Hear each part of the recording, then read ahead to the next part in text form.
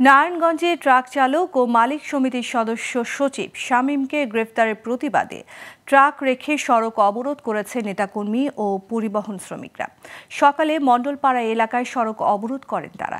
এ সময় শামীমকে মুক্তি না দিলে অবরোধ প্রত্যাহার না করার হুঁশিয়ারি দেন পরিবহন শ্রমিকরা।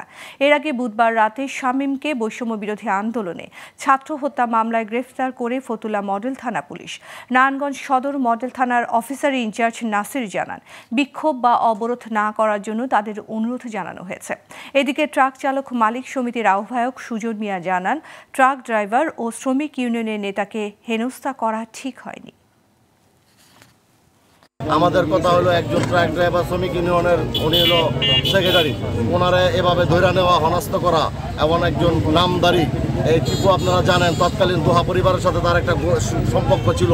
এই ধরনের হত্যা মামলার ভিতরে দিয়া এভাবে হ্যারাসমেন্ট করা এটা অত্যন্ত, আমরা যত দ্রুত 24 ঘন্টার ভিতরে আবু আলী সুবরে টিপুরে যদি বহিষ্কার না করে নারায়ণগঞ্জ শহরে এখন ট্রাক এবং বাস সব বন্ধ করে দেবো আমরা নারায়ণগঞ্জ শহরে।